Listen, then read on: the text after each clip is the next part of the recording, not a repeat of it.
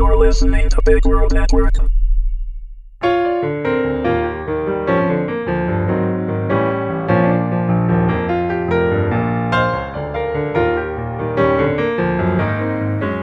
Amazing Grace, Episode 3. Written by James Hellvig, read by Meagan Hedin. Susan recounts her brief encounter with the Asian woman to Tammy and Kat. There's not much to tell. She came in, handed me this note, and rushed out. Handing the scrap of paper to Kat, Tammy asks, "Do you think she was sincere?" Shrugging, the weary woman replies, "She seemed to be. She was very nervous and obviously in a hurry to leave." Sighing, Susan slides into a pew, blinking back tears. My judgment of character isn't something I place much faith in anymore. Kat sits on the pew beside the struggling young woman, while Tammy kneels in front of her, effectively bracketing the despondent counselor. Light filters in through the colored panes, shining brightly, a contrast to the somber mood of the room's occupants. The hush of the sanctuary mingles with the scent of decades of hand-polished wood, seeming to punctuate Tammy's soft words as she takes Susan's hand. "Your judgment is just fine. I've been mobbed with praise for the work you've been doing here." Meeting Tammy's gaze, Susan sniffs, swallowing hard. How can anyone be so evil? When I think of all the times we spoke. Shaking her head, Susan continues. "How can God allow such monsters to walk the earth?" she says harshly. Standing, Kat offers a hand to Tammy and Susan. She snarls, "I'll remind the bitch to ask right before I send her straight to hell." Demonis Alumno sits casually on her desk. Her feet dangle and her hands are slightly behind her as she leans back, smiling at the pair of glaring captives being held by the quartet of guards before her. She is dressed in dark slacks and a brilliant, open-throated white blouse. Her raven hair is tied back with a violet ribbon that matches her remaining eye. Her petite feet are bare, the thick calluses on the soles a testament to the intense training ritual she imposes on herself. Mockingly, she purrs, "Thank you for joining me." Scowling, Mother Steele replies coldly, "You didn't arrange all this for the pleasure of our company. What do you want?" Leaning forward, the arms merchant's smile widens. "All in good time, Nancy. I wanted to have the complete little family here. But with the priest and that difficult little soldier dead." Demonis Alumno's eyes shift towards Anna, before she continues. "And your sweet grandmother, beheaded." Giggling, she claps her hands together. Struggling against the men holding her, Anna shouts, "Regis, you murdering maniac! When Mom finds you—" Her smile vanishing, Demonis Alumno leaps off the desk. Grabbing Anna by the throat, she hisses savagely into her face. "Never call me that, you little whore. That name means nothing." Shaking the teen, Demonis breathes deeply, struggling for control as Anna's face turns red. Mother Steele screams in the background, "Let her go!"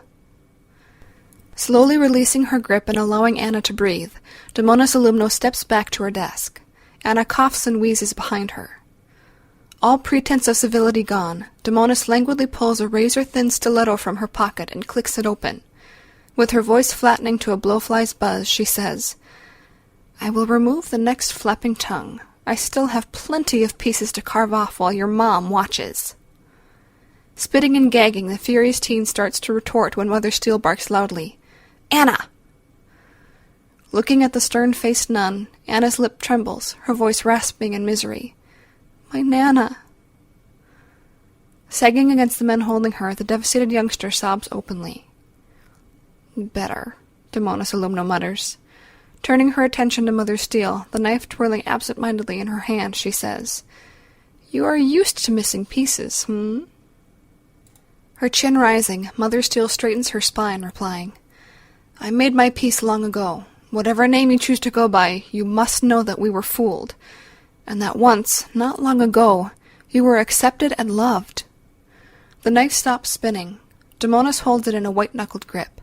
Sneeringly, she spits, "Lies! Next you'll be telling me you and your God forgive me." Shaking her head sadly, Mother Steele says in a tone akin to a December storm, "God might forgive you, lady, but I sure as hell, I don't." As they stare at each other across the small space, Demonis Alumno flicks her wrist, closing the blade. She says stonily, Get prayed up then, nun. You'll know for certain soon. Jorge steps out of the florist shop. His small truck bed is filled with various arrangements, the explosion of colors clashing with the drabness of the vehicle. 20 minutes. Let's see if you're as smart as I hope you are. Slamming the driver's door, Jorge drives slowly towards the cemetery he's come to know so well.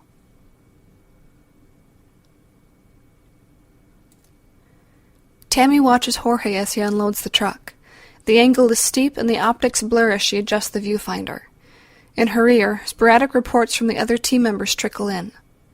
Kat tells her quietly, "In 20 minutes, we'll know everything there is to know about this turd." Nodding, Tammy focuses on her breathing. The pain of seeing Alberto's grave gnaws at her heart. Jorge takes the day-old flowers and pitches them into the bed, sweating slightly. Quickly setting up the fresh replacements, he carefully places a large card, wedged on a holder, in the front of the display. Tammy can see it clearly. It reads, "Every name counts. I remember the numbers." Tammy frowns as she reads the card aloud. Turning to Kat, she says, "A code? He knows both sides are watching." Shrugging, Kat replies, "We need more data. Do we take him down?" Shaking her head, Tammy snorts, "No. Demonis would react immediately. No direct approach. Follow him with the satellites and see where he goes." Pausing, Tammy mutters, "Something tells me I'll be seeing this asshole soon enough."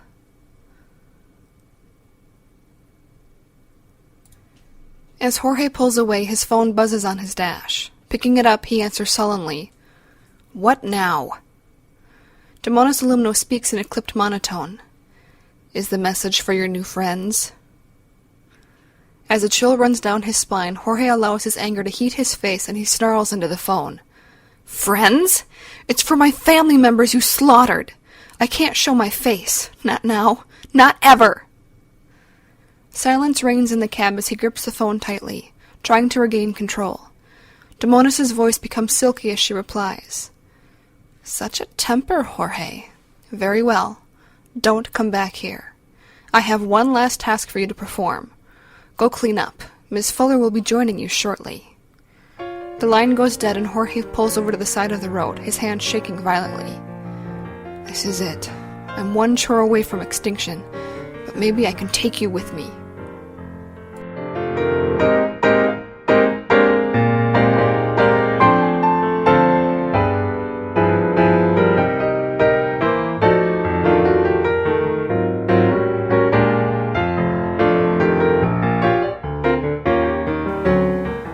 This has been a presentation of Big World Network. Visit us on BigWorldNetwork.com for more free weekly series, or follow us on Facebook and Twitter. Thanks for listening.